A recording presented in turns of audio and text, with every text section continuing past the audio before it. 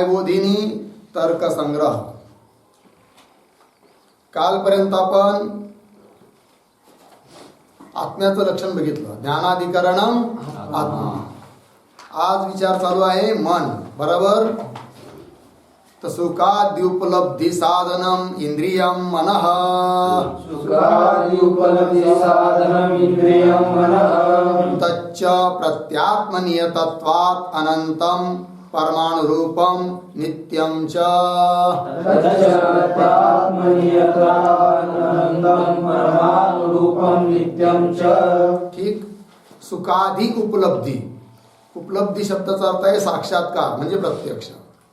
सुखाधिकाचं आदी शब्दाने दुःख वगैरे आत्म्याचे गुण. तर सुखाधिकाच्या उपलब्धीचं म्हणजे प्रत्यक्षतेचं जे साधन आहे, कारण आहे, असं जे इंद्रिय त्याला म्हणतात काय? मन. आणि ते मन किती आहेत?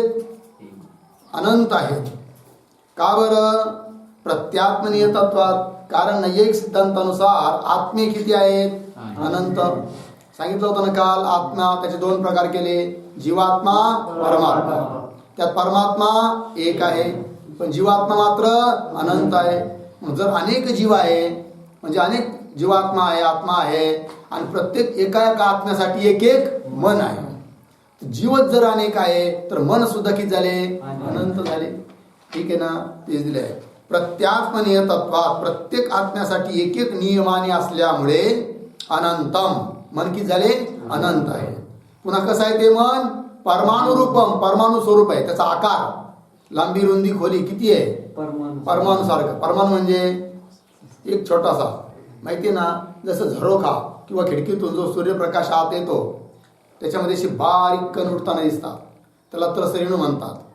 त्यातलं एक त्रसरेणू घ्यायचा आणि त्याचे 6 तुकडे करायचे. किती? 6. तर जो राहील ना 6वा भाग त्याला म्हणायचं काय? परमाणु. जो डोळ्याला दिसत नाही. कारण 2 परमाणु एकत्र आले तर काय तयार होतो? द्विणुक. आणि 3 द्विणुक एकत्र आले तर काय तयार होतो? त्रसरेणू किंवा त्रेणुक त्याला म्हणतात. ठीक आहे जी. तर ते मन कसं आहे मग? परमाणु स्वरूप आहे, म्हणून ते दिसत नाही. ठीक आहे. तेच दिलंय. प्रत्यात्मनियतत्वात अनंतम. अनंत आहेत मन, परमाणु रूप आहे आणि नित्य आहे. नाश त्याचा होत नाही. झालं जी. चला न्यायबोधिनी पहा. मनो निरूपयती सुखादीती. मनाचं निरूपण करत आहे सुखादी इत्यादी पंक्तीच्या द्वारे. त्या मूळ पंक्तीमध्ये सुखादी उपलब्धी. उपलब्धी हा शब्द आला आहे. तर उपलब्धी शब्दाचा काय अर्थ आहे हो? तर दिलाय बघा. उपलब्धीर नाम साक्षात्कार. उपलब्धी शब्दाचा अर्थ काय आहे? साक्षात्कार. साक्षात्कार म्हणजे प्रत्यक्ष. लागलं. तथाच. आता लक्षण करू राहिले. मूळला घेऊनच फक्त उपलब्धी शब्दाचा अर्थ केला साक्षात्कार, आणि साधन शब्दाचा अर्थ करायचा आहे कारण. मूळमध्ये साधन शब्द आलाय ना, त्याचा अर्थ काय आहे? कारण.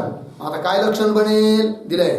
सुख दुःखादी साक्षात्कार कारणत्वे सती इंद्रियत्वम मनसः लक्षणम. बोला. सुखादी साक्षात्कार कारणत्वे सती इंद्रियत्वम मनसः लक्षणम. ठीक झालं की नाही लक्षण? काय अर्थ झाला मग? सुखादी, सुख दुःख इत्यादिकांचा साक्षात्कार म्हणजे प्रत्यक्ष होण्यासाठी कारण असून जे इंद्रिय आहे त्याला म्हणतात काय? मन. तर मन इंद्रिय पण आहे आणि सुख दुःखाच्या प्रत्यक्षतेला कारण पण आहे, आणि म्हणून मन काय? मनाचं काय झालं? हे लक्षण आहे. सुखादी उपलब्धी, सुखादी साक्षात्कार कारणत्वे सती इंद्रियत्व मनसः लक्षण. ध्यान द्या. आता चला बोला लक्षण. मनाचं लक्षण आत्ता केलेलं. सुखादी साक्षात्कार कारणत्वे सती इंद्रियत्वम मनसः लक्षणम. ठीक. समजा मनाचं लक्षण एवढंच केलं. इंद्रियत्व मनसः लक्षणम. जे इंद्रिय आहे त्याला मन म्हणावं, एवढंच लक्षण केलं तर काय होईल बरं? अतिव्याप्ती. कुठं? अन्य इंद्रियावर. चक्षुरादी इंद्रियावर काय होईल? अतिव्याप्ती. लक्षण करत आहोत कशाचं? मनाचं. जाईल कुठं? चक्षुरादी इंद्रियावर. तर काय होईल? अतिव्याप्ती. ती अतिव्याप्ती होऊ नये म्हणून लक्षणामध्ये पद दिलं काय? सुख दुःखादी साक्षात्कार कारण. असं पद दिल्यामुळे आता बाकीच्या इंद्रियावर अतिव्याप्ती होणार नाही. लक्षात आलं? पंक्ती पहा. इंद्रियत्व मात्र उक्तौ. सापडलं? म्हणजे इंद्रियत्व मात्र उक्तो म्हणजे एवढंच लक्षण केलं. इंद्रियत्वम मनसा लक्षण. एवढंच जर लक्षण केलं तर इंद्रियत्व मात्र उक्तौ चक्षुरादौ अतिव्याप्ती. चक्षुराधिक इंद्रियावर काय होईल? अतः म्हणून सुखादि साक्षात्कार कारणत्व विशेषण. आणि म्हणून लक्षणामध्ये विशेषण भाग दिलाय. कोणता विशेषण भाग दिला? सुखादि साक्षात्कार कारण हे भाग दिलाय. सुख दुःखादिकाच्या साक्षात्काराला कारण पण असलं पाहिजे. म्हणून आता अन्य इंद्रियावर चक्षुराधिकावर काय होणार नाही? अतिव्याप्ती होणार नाही. विशेष अनुपादाने. आता समजा लक्षणामध्ये एक विशेष भाग आहे, एक विशेषण भाग आहे. विशेषण भाग कोणता? सुखादि साक्षात्कार कारणत्व हे झालं विशेषण आणि इंद्रियत्व हे झालं विशेषण. आता समजा इंद्रियत्व हे पद काढून टाका आणि लक्षण बोला. काय रे? कारणत्वम मनसः लक्षणम. पुन्हा एकदा सुख दुःखादि साक्षात्कार कारणत्वम मनसः लक्षणम. सुख दुःखादि साक्षात्कार कारणत्व. सुख दुःख इत्यादिकांचा साक्षात्कार होण्यासाठी, प्रत्यक्ष होण्यासाठी जे कारण आहे त्याला काय म्हणायचं? एवढंच लक्षण केलं तर काय होईल बरं? सांगू शकता कोणी? अतिव्याप्त होईल. कुठं? कसं काय सांगा? कारण मन जसं सुख दुःखाला कारण, सुख दुःखाच्या साक्षात्काराला कारण आहे तसं आत्मा देखील सुख दुःखादिकाच्या साक्षात्काराला कारण आहे. कारण सुख दुःखालाच कारण आहे तो. गुण हा गुणीसाठी कारण असतो. सुख दुःखाला समवाय कारण कोण आहे? आत्मा. तर त्याच्या प्रत्यक्षतेला सुद्धा काय आहे? कारण. बर अजून कुठं अतिव्याप्त होईल बरं? विचार करा. सुख दुःखाच्या साक्षात्काराला कारण जसं मन आहे, आत्मा आहे, तसं अजून कोण आहे? काल. बरोबर आहे. काल लक्षण केलं आहे का नाही? कोणाचं? मनाचं. चाललं कुठं? कालावर. कारण तो बी कारण आहे. साऱ्याच गोष्टीला कारण आहे. सुख दुःखाच्या साक्षात्काराला सुद्धा कारण आहे. कोण? काल. म्हणजे काय होईल? अतिव्याप्ती होईल. लागलं? अजून आहे की नाही? बऱ्याच ठिकाणी अतिव्याप्ती होईल अशी, पण जाऊ द्या, आता विस्तार करायचा नाही. ती कालाधिकावर, आत्म्यावर अतिव्याप्ती होऊ नये लक्षणाची, म्हणून लक्षणामध्ये पद दिला. कुठं काय पद दिलं? इंद्रिय. आता इंद्रियत्व हे पद दिल्यामुळे आत्म्यावर लक्षण जाईल का? का बरं? आत्मा सुख दुःखाच्या प्रत्यक्षतेला कारण नाही का? आहे, पण इंद्रिय नाही. काल सुख दुःखाच्या साक्षात्काराला कारण नाही का? आहे, पण इंद्रिय नाही. म्हणून अतिव्याप्ती होणार नाही. लक्षात आलं? पंक्ती पहा. विशेष अनुपादाने. सापडलं? विशेष पद कोणतं पद? इंद्रियत्व. अनुपादाने म्हणजे उपादान म्हणजे ग्रहण करणे. अनुपादाने म्हणजे ग्रहण न करणे. म्हणजे विशेष पदाचं ग्रहण केलं नाही तर, स्वीकार केला नाही तर. लक्षात नाही राहिलं का? चला. विशेष अनुपादाने आत्मनि अतिव्याप्ती. आत्म्यावर काय होईल? अतिव्याप्ती. का? आत्मनः सुखादिकं प्रति समवायी कारणत्वात्. आत्मा हा सुख दुःखासाठी काय आहे? समवायी कारण आहे. सुख दुःखाला समवायी कारण आहे. तसंच सुख दुःखाचं जे प्रत्यक्ष म्हणजे काय? ज्ञान. ज्ञान हा सुद्धा गुण कोणाचा आहे? आत्म्याचा आहे. म्हणजे ज्ञान गुणाला सुद्धा कारण, समवायी कारण कोण आहे? आत्मा आहे ना. अर्थात सुख दुःखाच्या प्रत्यक्षतेला सुद्धा कारण आहे कोण? आत्मा. लक्षण केलं कशाचं? मनाचं. चाललं कुठं? आत्म्यावर. काय होईल? अतिव्याप्ती. ती अतिव्याप्ती होऊ नये म्हणून लक्षणामध्ये पद दिलं. कोणतं? इंद्रियत्व पद दिल्यावर आता अतिव्याप्ती होईल का? का बरं? आत्मा इंद्रिय नाही. मग इंद्रियत्व पद दिल्यानंतर लक्षण काय बनेल? साक्षात्कार कारणत्वे सती इंद्रियत्वं मनसः लक्षणम. चला. आत्मना सुखादिकं प्रति समवायी कारणत्वात् अतः इंद्रियत्व रूप विशेष उपादान. म्हणून इंद्रियत्व रूप जो विशेष भाग आहे त्याचं उपादान केलं. उपादान केलं म्हणजे ग्रहण केलेलं आहे. लागलं? चला. झालंय लक्षण पूर्ण संपलं. चला. द्रव्य प्रकरण संपलं. पदार्थ किती आहे बरं? 7. नक्की? हा. किती द्रव्य आहेत म्हणे? 9. द्रव्य किती आहेत? 9. काय झालं? द्रव्य किती आहे? 9. मग तेच विचारतो ना मी, पदार्थ किती आहे? 7. 7 पदार्थ आहे आणि द्रव्य 9 आहे. 7 पदार्थ कोण कोण? द्रव्य, गुण, कर्म, सामान्य, विशेष, समवाय, भाव. 7 काय आहे? पदार्थ. त्या 7 पदार्थापैकी पहिला पदार्थ कोण? द्रव्य. त्याचे किती प्रकार? 9. त्या 9 द्रव्याचं विवेचन संपलं. मग आता द्रव्य पदार्थ पहिला संपल्यानंतर दुसरा पदार्थ कोण आहे? गुण. मग दुसरा पदार्थ गुण आहे ना. मग आता गुणाचं निरूपण करायला सुरुवात करतात. गुण किती आहेत? 24. कोण कोण बोला? रूप, रस, गंध, स्पर्श, संख्या, परिमाण, पृथक्त्व, संयोग, विभाग, परत्व, अपरत्व, गुरुत्व, द्रवत्व, स्नेह, शब्द, बुद्धी, सुख, दुःख, इच्छा, द्वेष, प्रयत्न, धर्म, अधर्म, संस्कार, चतुर्विंशतिर् गुणाः. किती गुण आहे? 24 आहे की नाही? उद्या विचारलं जाईल. पहिला गुण कोणता आहे? रूप. बोलायचं ना, त्यात काय एवढं काय झालं? पहिला गुण कोणता आहे? रूप. 16वा बुद्धी, हा बुद्धी. तिसरा गंध. असं उद्या कोणताही विचारलं जाईल आहे की नाही? 22वा, 24वा, 18वा, 17वा लगेच सांगता आलं पाहिजे. चिंता नाही, दुसरा विषयच नाही. कळलं? चला, मग आता पहिला गुण कोण आहे? रूप. मग रूपाचा विचार. चक्षुर्मात्र ग्राह्यो गुणो रूपम. चक्षुर्मात्र ग्राह्यो गुणो रूपम् तच्च शुक्ल नील पीत रक्त हरित कपिश चित्र भेदात सप्तविधम. तच्च शुक्ल नील पीत रक्त हरित कपिश चित्र भेदात् सप्तविधम्. पृथ्वी जल तेजो वृत्ति पृथ्वी जल तेजो वृत्ति तत्र पृथ्व्यां सप्तविधम. तत्र पृथ्व्यां सप्तविधम्. अभास्वर शुक्लम जले भास्वर शुक्लम जले भास्वर शुक्लम तेजसी. भास्वर शुक्लम तेजसी. ठीक. हा, उद्या एक काम करून यायचं. एक तक्ता बनवून आणायचा. कसा बनायचा सांग का? काय तक्ता? जसं वहीचं पेज घेतलं, त्याच्यावर लिहायचं पृथ्वी, बरोबर. थोडी त्याच्या पुढे लिहायचं काय? जल, तेज, वायू, आकाश, काल, दिशा, आत्मा, मन. 9 द्रव्य, बरोबर. आणि प्रत्येकाच्या मध्ये उभी रेष द्यायची अशी पूर्ण पानावर. म्हणजे 7 कॉलम झाले ना. किती कॉलम झाले? 9 कॉलम, बरोबर. मग आता विचार चालू झाला आपला कशाचा? गुणाचा. तो रूपाचा विचार झाला ना. रूप कुठं कुठं सांगितलं आहे? पृथ्वी, जल, तेज. मग पृथ्वीचा जो कॉलम आहे ना त्याच्या खाली लिहून टाका रूप. जलाच्या ठिकाणी लिहून टाका आणि तेजामध्ये लिहून टाका काय? रूप. 3 ठिकाणी आहे ना. तसं पुढचा समजा आला.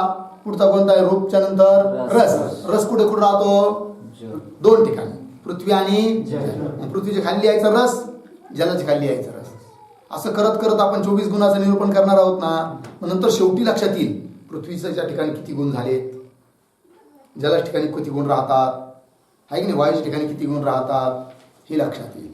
लक्षात आलं? तक्ता बनवून आणायचा आहे ना, पूर्ण पानभर.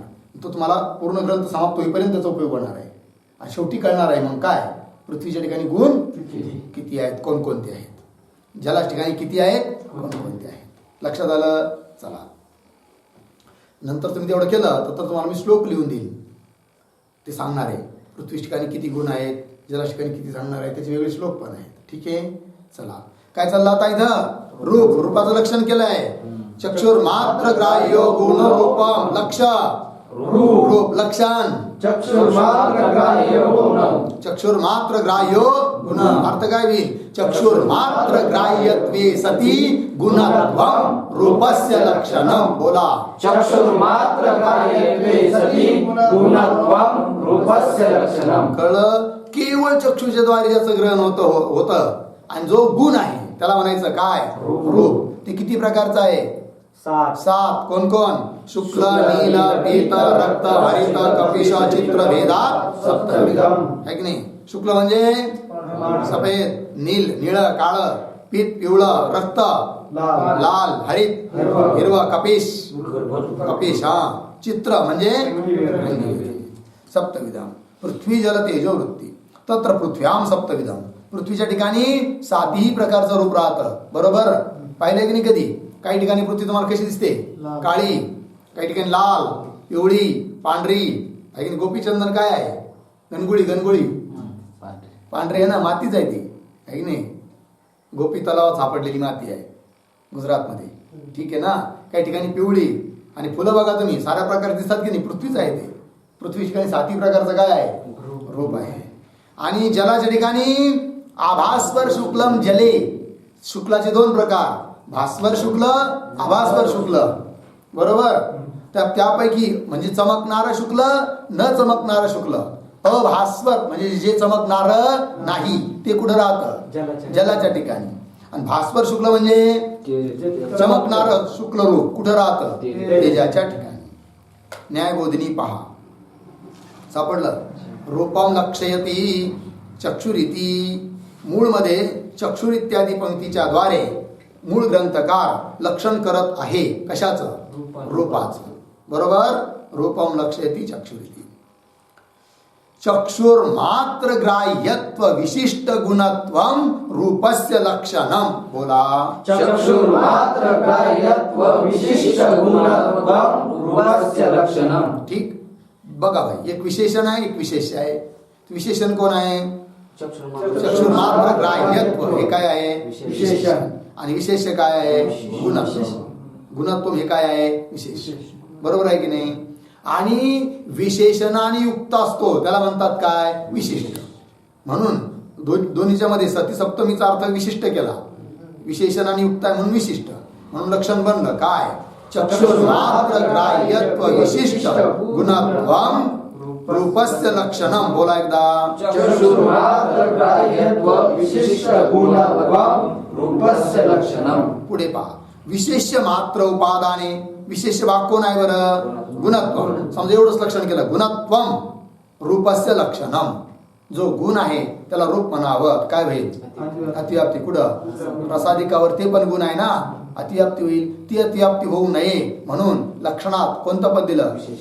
विशेषण पद दिलं. कोण विशेषण पद? चक्षुर मात्र ग्राह्य. आता रसावर अतिव्याप्ती होईल का? का बरं? रसगुण नाही का? हे पण चक्षुर ग्राह्य नाहीये. चला. विशेष मात्र उपादाने प्रसादौ अतिव्याप्ती. सापडलं. अतः चक्षुर ग्राह्यत्व विशेषण म्हणून लक्षणामध्ये विशेषण दिलं. कोणतं? चक्षुर ग्राह्यत्व हे विशेषण दिलंय. सापडलं. पुढे चला. तावन मात्र उपादाने म्हणजे तेवढंच लक्षण करा की.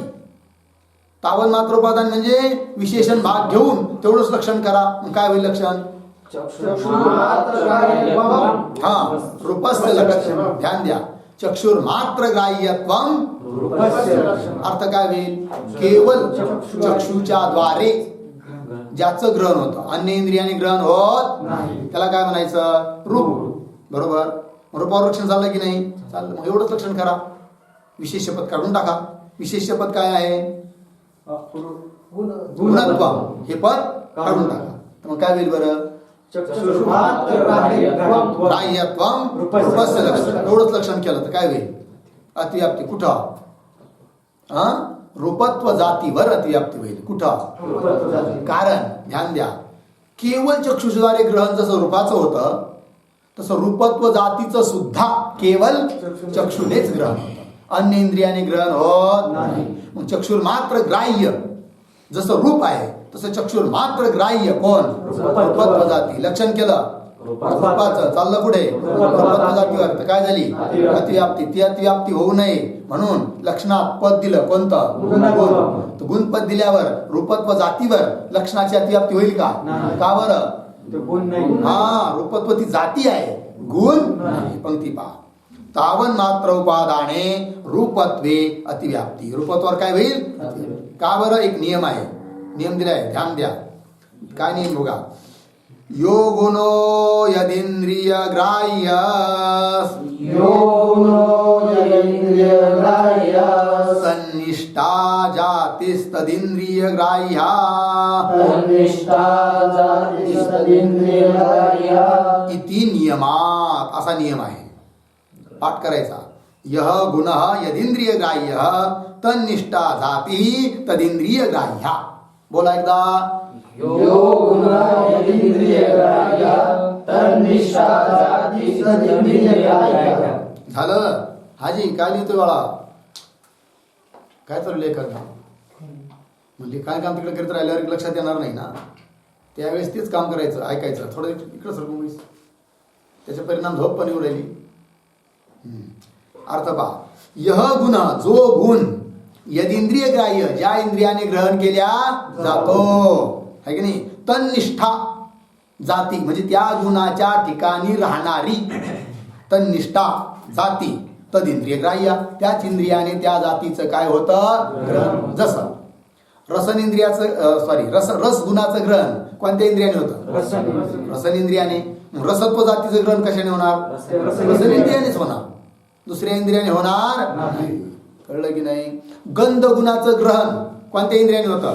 घ्राण इंद्रियाने. आणि गंधत्व जातीचं ग्रहण घ्राण इंद्रियानेच होणार. तेच लिहिलं. य गुण, जो गुण यदिंद्रिय ग्राह्य, ज्या इंद्रियाने ग्रहण केल्या जातं, तन्निष्ठा जाती, त्या गुणाच्या ठिकाणी राहणारी जाती, तदिंद्रिय ग्राह्य, त्याच इंद्रियाने त्या जातीचं सुद्धा काय होतं? इति नियमात, असा नियम असल्यामुळे लागलं. तद्वारणाय, तद्वारणाय म्हणजे कोणती अतिव्याप्ती?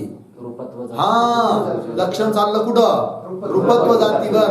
ती अतिव्याप्ती होऊ नये. कारण लक्षण काय होतं? चक्षुर्मात्र ग्राह्यत्वं रूपस्य लक्षणम. तर चक्षुर्मात्र ग्राह्य जाती कोण आहे? रूपत्व जाती. तिला पण म्हणावं लागेल काय? रूप. लक्षण केलं रूपाचं, चाललं कुठं? जातीवर. म्हणजे काय झाली? ती अतिव्याप्ती होऊ नये म्हणून कोणतं पद? गुणत्व हे पद दिलं. गुणत्व पद दिल्यामुळे रूपत्व जातीवर अतिव्याप्ती होणार, कारण ती जाती आहे, गुण नाही. चला. इति नियमात तद्वारणाय विशेषोपादान. लागला अर्थ जी? हा, मग बोला आता पूर्ण लक्षण काय झालं बोला बरं. चक्षुर्मात्र ग्राह्यत्वे सति गुणत्वं रूपस्य लक्षणम. पुन्हा एक बार. चक्षुर्मात्र ग्राह्यत्वे सति विशिष्ट गुणवत्वं. चक्षुर्मात्र ग्राह्यत्वे सति गुणत्वं रूपस्य लक्षणम. बोला. चक्षुर्मात्र ग्राह्यत्वे सति गुणत्वं रूपस्य लक्षणम. पुन्हा एकदा. चक्षुर्मात्र ग्राह्यत्वे सति गुणत्वं रूपस्य लक्षणम. झाला अर्थ. चक्षुर मात्र. मात्र शब्दाचा काय अर्थ आहे बरं? केवळ चक्षुद्वारे. केवळ चक्षुद्वारे ग्रहण होतं म्हणजे काय बरं? अन्य इंद्रियाने ग्रहण होत नाही. मात्र पदाचा काय अर्थ होईल? की अन्य इंद्रियाने ग्रहण होत नाही आणि चक्षुने ग्रहण होतं, असा अर्थ झाला. कोणत्या पदाचा? मात्र पदाचा. कळलं की नाही? मात्र म्हणजे काय? केवळ चक्षु म्हणजेच अन्य इंद्रियाने ग्रहण नाही आणि चक्षुरेंद्रियाने ग्रहण आहे, असा अर्थ झाला. कोणत्या पदाचा? मात्र पदाचा. लक्षात आलं ना? पंक्ती पहा. चक्षुर्मात्र ग्राह्यत्व नाम. चक्षुर्मात्र ग्राह्यत्व या शब्दाचा अर्थ देऊ राहिले न्यायबोधनिकार. चक्षुर भिन्न इंद्रिय अग्राह्यत्वे सती चक्षुर्ग्राह्यत्व. बोला.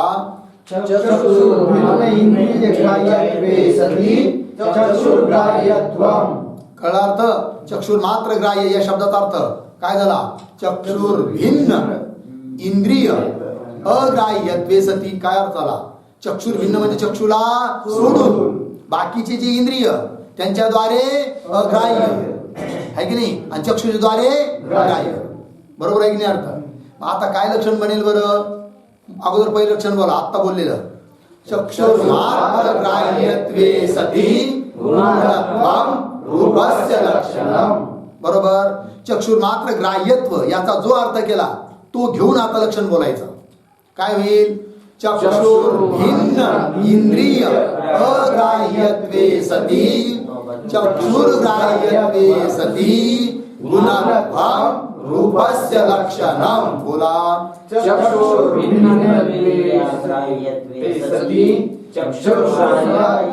मात्र पद देण्याची काय गरज आहे? मात्र पदाचाच तो अर्थ झाला ना.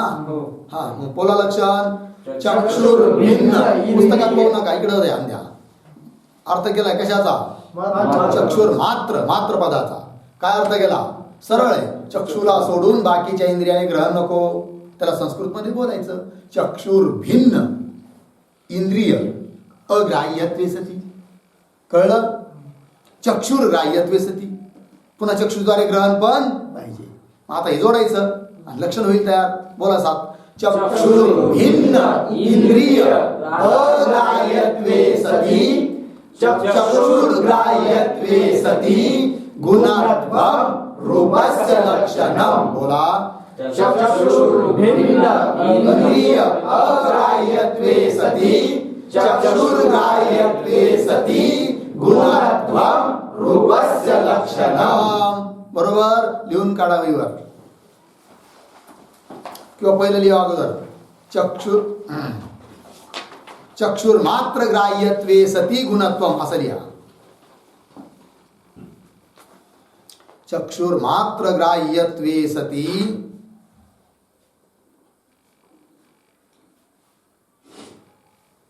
चक्षुर्मात्र ग्राह्यत्वे सती गुणत्वम रूपस्य लक्षणम. लिहिलं.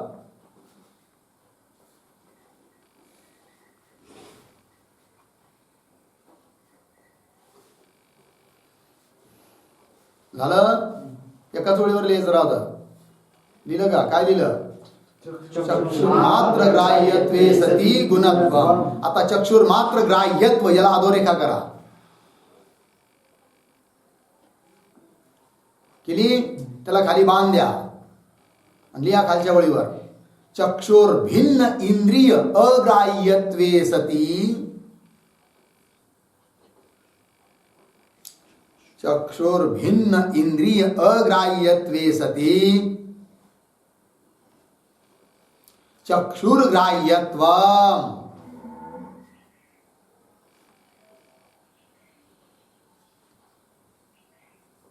चक्षुर्ग्राह्यत्वम् झाला अर्थ. कोणत्या पदाचा अर्थ झाला हा? चक्षुर्मात्र ग्राह्यत्वे सती एवढ्याचा अर्थ झाला. बरोबर. आता खालच्या ओळीवर पूर्ण लक्ष लिहून काढा. चक्षुर्भिन्न इंद्रिय अग्राह्यत्वे सती चक्षुर्ग्राह्यत्वे सती गुणत्वम्.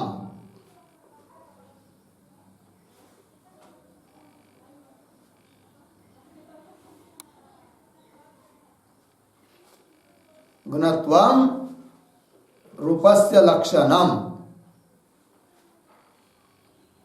झालं. बोला एक बार. चक्षुर्भिन्न इंद्रिय अग्राह्यत्वे सती चक्षुर्ग्राह्यत्वे सती गुणत्वं रूपस्य लक्षणं. झालं एवढं. ध्यान द्या. आता मूळचं लक्षण काय होतं बरं? चक्षुर्मात्र ग्राह्यो गुणोरूपम. आहे की नाही? चक्षुर्मात्र मतलब केवळ चक्षुच्या द्वारे ज्याचं ग्रहण होतं. ठीक. समजा मात्रपद काढलं तर लक्षण काय राहील? चक्षुर्ग्राह्यत्वे सती गुणत्वम. बोला. चक्षुर्ग्राह्यत्वे सती गुणत्वम रूपस्य लक्षणं. चक्षुषद्वारे ज्याचं ग्रहण होतं आणि जो गुण आहे त्याला काय म्हणायचं? रूप. असं लक्षण होईल. जर एवढंच लक्षण केलं समजा तर काय होईल? अतिव्याप्ती. कुठं? संख्यादी गुणावर. कारण संख्या सुद्धा कशी आहे? चक्षुरेंद्रियाद्वारे ग्राह्य आहे आणि गुण आहे. अतिव्याप्ती होईल. लक्षण करत आहोत रूपाचं. चाललं कुठं? संख्येवर. काय होईल? ती अतिव्याप्ती होऊ नये म्हणून कोणतं पद दिलं? मात्र. आता मात्र पद दिल्यावर संख्येवर अतिव्याप्ती होईल का? का बरं? संख्या चक्षुषच्या द्वारे ग्राह्य नाहीये का? गुण नाहीये का? मग का बरं अतिव्याप्ती होईल? मात्र पद दिलं म्हणजे संख्या ही चक्षुषद्वारे ग्राह्य आहे, तशी त्वगेंद्रियाच्या द्वारे पण ग्राह्य आहे. आणि आपल्याला काय पाहिजे? फक्त आता चक्षुषच्याच द्वारे ग्राह्य पाहिजे. म्हणून आता अतिव्याप्ती होणार नाही. लक्षात आलं? पंक्ती पहा पुस्तकात. सापडलं ना?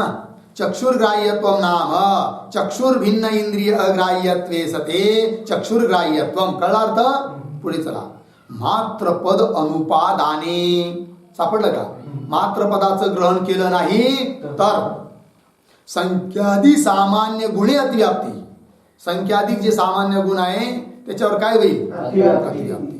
का बरं? तत्रापि चक्षुर्ग्राह्यत्व विशिष्ट गुणत्वस्य सत्वात. त्या संख्याधिकावर सुद्धा हे धर्म आहे. हा कोणता? चक्षुर्ग्राह्यत्व. चक्षुद्वारे ग्राह्य आहे कोण? संख्या. आणि गुण बी आहे कोण? संख्या. म्हणजे लक्षण गेलं कुठं? संख्येवर. म्हणजे काय झाली? अतिव्याप्ती. तत्रापि संख्यादौ अपि चक्षुर्ग्राह्यत्व विशिष्ट गुणत्वस्य सत्वात असा असल्यामुळे अतिव्याप्ती. अतः तद्वारणाय, मग त्या अतिव्याप्तीचं वारण करण्याकरिता पद दिलं कोणतं? मात्र पद. आता अतिव्याप्ती होईल का? नाही होणार. कशी नाही होणार सांगतात ग्रंथकार न्यायबोधिनीकार. संख्यादेहे चक्षुर्भिन्न त्वगिंद्रिय ग्राह्यत्वात् चक्षुर्मात्र ग्राह्यत्व नास्ति. किती सरळ दिले बघा बरं. संख्याधिक गुण कसे आहे? चक्षुर भिन्न इंद्रिय कोण? त्वगिंद्रिय. त्याच्याद्वारे विग्राह्य आहे कोण? संख्या. म्हणून केवळ चक्षुग्राह्य आहे का? संख्या नाही. म्हणून आता अतिव्याप्ती होणार नाही. कोणतं पद दिल्यामुळे? मात्र पद दिल्यामुळे. संख्यादे चक्षुर भिन्न त्वगिंद्रिय ग्राह्यत्वात् चक्षुर्मात्र ग्राह्यत्वं नास्ति. लागलं जी. अतींद्रिय गुरुत्वादवत व्याप्ती वारणाय चक्षुर्ग्राह्य इति. चला आता जे मोठं लक्षण केलं होतं ना, वहीवर लिहिलं तुम्ही सर्वात शेवटी. वाचा ते एकदा. चक्षुर्भिन्न इंद्रिय अग्राह्यत्वे सति चक्षुर्ग्राह्यत्वे सति गुणत्वं रूपस्य लक्षणम्. ठीक. पुन्हा एकदा. चक्षुर्भिन्न इंद्रिय अग्राह्यत्वे सति चक्षुर्ग्राह्यत्वे सति गुणत्वं रूपस्य लक्षणम्. मधलं पद काय आहे? चक्षुर्ग्राह्यत्वे सति. समजा थोडा वेळ ते पद नाही दिलं, सापडलं ना मधलं पद? वहीवर लिहिलं, वहीवर पहा. चक्षुर्ग्राह्यत्वे सति मधलं पद आहे ना, ते काढलं तर लक्षण काय राहील? वाचा. चक्षुर्भिन्न इंद्रिय अग्राह्यत्वे सति अग्राह्यत्वे सति गुणत्वं रूपस्य लक्षणं. पुन्हा एकदा. चक्षुर्भिन्न इंद्रिय अग्राह्यत्वे सति गुणत्वं रूपस्य लक्षणम्. असं लक्षण होईल. मग असं करा. तुमचं काय होतं? मुख्य मुद्दा संख्यावर अतिव्याप्ती होऊ नये. आता या लक्षणाची संख्येवर अतिव्याप्ती होईल का? नाही. कारण चक्षुर भिन्न इंद्रियाच्या द्वारे अग्राह्य पाहिजे आपल्याला. आणि संख्या तर चक्षुर भिन्न इंद्रिय कोण? त्वगिंद्रिय. आणि त्या त्वगिंद्रियाच्या द्वारे ग्राह्य आहे कोण? संख्या. म्हणून संख्येवर अतिव्याप्ती होणार नाही. एवढंच लक्षण करा. केवढं बोला? चक्षुर्भिन्न इंद्रिय अग्राह्यत्वे सति गुणत्वं रूपस्य लक्षणम्. काय होईल बरं? उत्तर देत आहे म्हणजे भलं संख्यावर अतिव्याप्ती होणार नाही, पण अन्यत्र अतिव्याप्ती होईल. म्हणजे कुठं अतिव्याप्ती होईल? तर काही गुण असे आहेत अतिंद्रिय आहेत. काही गुण कसे आहेत जी? अतिंद्रिय म्हणजे काय? कोणत्याच इंद्रियाला त्यांचं ग्रहण होत नाही. कोणत्याच इंद्रियाच्या द्वारे त्याचं ग्रहण होत नाही. असे काही गुण आहे की नाही? मग आता कोणत्याच इंद्रियाने ग्रहण होत नाही म्हणल्यावर चक्षुर भिन्न इंद्रियाच्या द्वारे ग्रहण होईल का? नाही. मग चक्षुर भिन्न इंद्रियाच्या द्वारे अग्राह्य आहे आणि गुण बी आहे. गेलं लक्षण. लक्षण कशाचं करत आहोत? रूपाचं. आणि गेलं कुठं? अतिंद्रिय गुणावर. उदाहरण गुरुत्व. गुरुत्व गुण घेतला तर गुरुत्व हे कसं आहे? अतिंद्रिय आहे. इंद्रियाच्या द्वारे त्याचं ग्रहण होत नाही. जर इंद्रियाच्या द्वारे ग्रहण झालं असतं तर जगात तराजूचा अवतारच झाला नसता. काय तराजूचा अवतार झाला असता का? नाही. हो कापूस 25 किलो काढा बाजूला, 40 किलो म्हणजे काट्यावर नाही ठेवला. काय काट्यावर? माझे डोळे आहे की. जर इंद्रियाने गुरुत्वाचं प्रत्यक्ष झालं असतं तर काय होत नाही प्रत्यक्ष. कशाचं? गुरुत्वाचं. कळलं ना? मग आता गुरुत्वाचं कोणत्याच इंद्रियाने प्रत्यक्ष होत नाही तर चक्षुर भिन्न इंद्रियाच्या द्वारे ग्राह्य आहे का? अग्राह्य आहे. गुण बी आहे. लक्षण केलं कशाचं? गेलं कुठं? गुरुत्वावर. काय झाली? ती अतिव्याप्ती होऊ नये म्हणून लक्षणात पद आवश्यक आहे. कोणतं? चक्षुर्ग्राह्यत्व. मधलं पद चक्षुर्ग्राह्यत्व. म्हणजे अर्थ काय झाला? ध्यान द्या. चक्षुर भिन्न इंद्रियाच्या द्वारे अग्राह्य पाहिजे पण चक्षुर्द्वारे ग्राह्य पण पाहिजे. आहे की नाही? आता गुरुत्वावर अतिव्याप्ती होणार नाही. लक्षात आलं? संख्याधिकार अतिव्याप्ती होऊ नये म्हणून म्हणजेच आता या मोठ्या लक्षणात कोणतं पद? चक्षुर भिन्न इंद्रिय अग्राह्य हे पद दिलं. कशावर अतिव्याप्ती होऊ नये? समजा हे पद दिलं नाही लक्षण काय राहतं? पहिलं पद दिलं नाही तर लक्षण काय राहतं? सती गुणत्वम. संख्येवर जाईल की नाही? चक्षुर्ग्राह्यत्वे सती गुणत्वम संख्येवर जाईल. संख्येवर जाऊ नये म्हणून चक्षुर भिन्न इंद्रिय अग्राह्य हे पद दिलं. बरोबर? म्हणजे मग ते पद द्या पहिलं, मधलं काढा तर गुरुत्वावर अतिव्याप्ती होईल. आहे की नाही? गुरुत्वावर अतिव्याप्ती होऊ नये म्हणून चक्षुर्ग्राह्यत्व, गुरुत्वावर अतिव्याप्ती होऊ नये म्हणून चक्षुर्ग्राह्यत्व हे पद दिलं. लक्षात आलं की नाही? मग म्हणे एक काम करा, त्याला पण द्या आणि शेवटचं पद काढा. कोणतं? गुणत्व. तर गुणत्व हे पद काढल्यावर लक्षण काय होईल?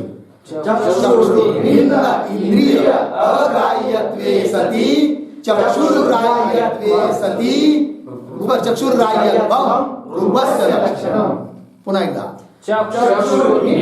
इंद्रिय अग्राह्यत्वे सती चक्षुर्ग्राह्यत्वम रूपस्य लक्षणम. एवढंच करा.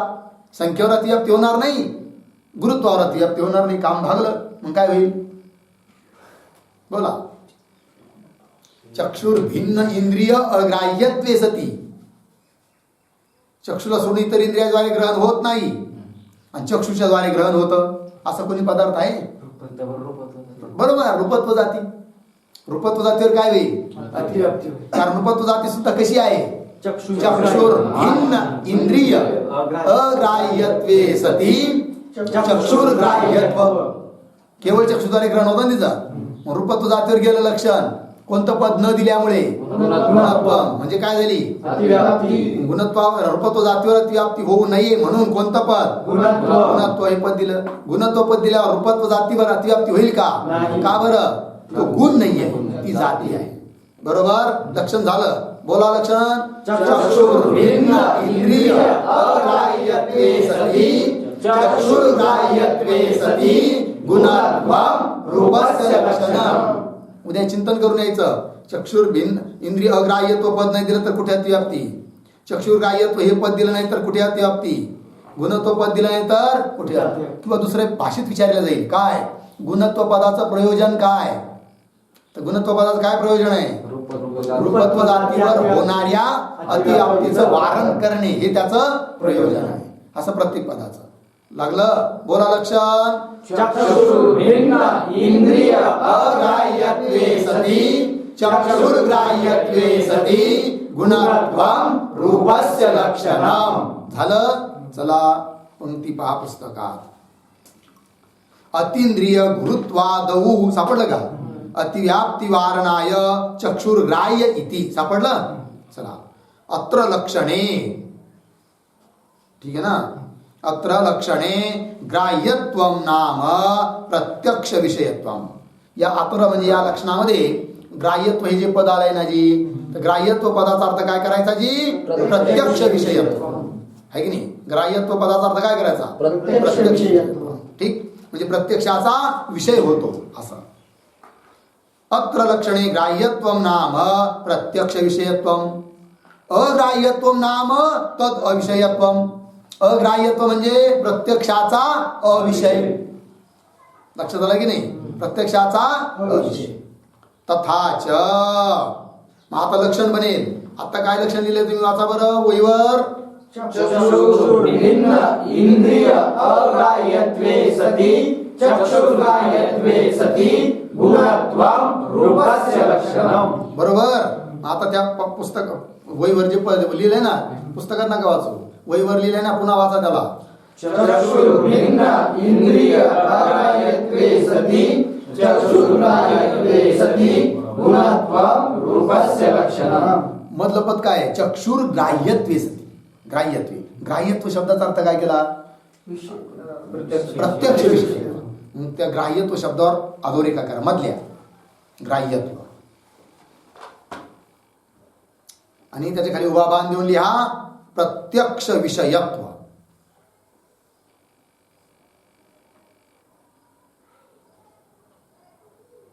प्रत्यक्ष विषयत्व कळलं? पण ती प्रत्यक्ष विषयत्व प्रत्यक्षाचा विषय होणं, पण कोणत्या इंद्रियाच्या द्वारे? चक्षु. मग चक्षुर्जन्य असा अर्थ निघेल.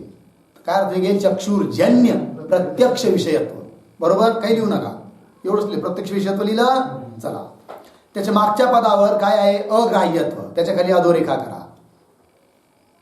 खाली उभा बाण द्या आणि लिहा काय? नाही, प्रत्यक्ष अविषयत्व असं लिहायचं. तद अविषयत्वाचा अर्थ आहे प्रत्यक्ष अविषयत्व.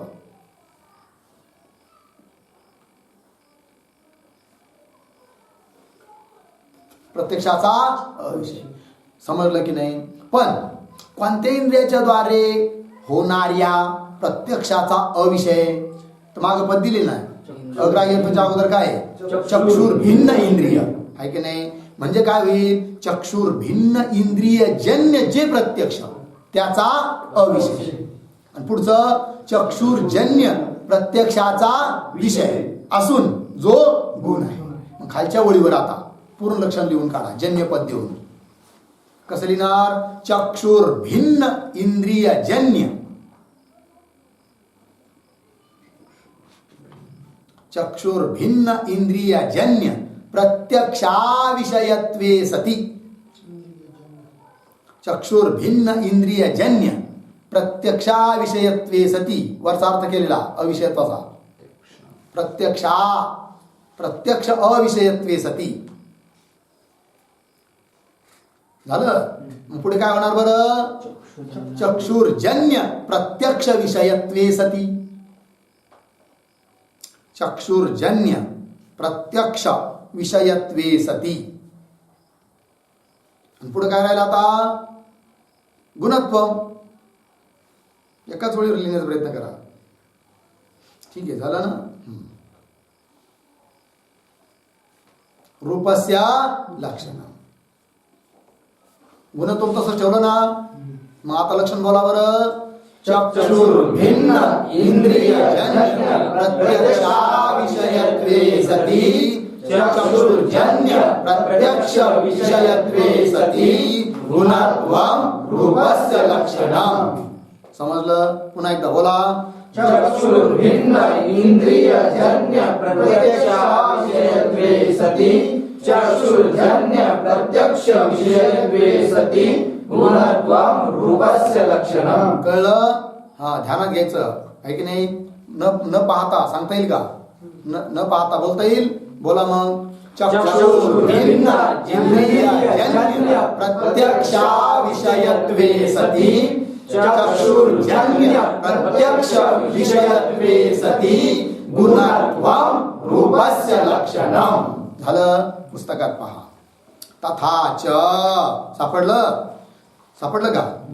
चक्षुर्भिन्न इंद्रिय जन्य प्रत्यक्षाविषयत्वे सती चक्षुर्जन्य प्रत्यक्ष विषयत्वम्. पुढे गुणत्व मग तसंच ठेवायचं. कारण इथं फक्त प्रत्यक्ष ग्राह्यत्व अग्राह्यत्वाचा अर्थ करून लक्षण केलं. मग पूर्ण लक्षण आता काय बनलं ते तुम्हाला वहीवर लिहिलं आहे शेवटी, है की नाही? त्याचं चिंतन करायचं. पुढचा विचार उद्या. ओम पूर्णमदः पूर्णमिदं पूर्णात् पूर्णमुदच्यते पूर्णस्य पूर्णमादाय पूर्णमेवावशिष्यते. ओम शांति शांति शांति. शंकरं शंकराचार्यं केशवं बादरायणं सूत्रभाष्यकृतौ वन्दे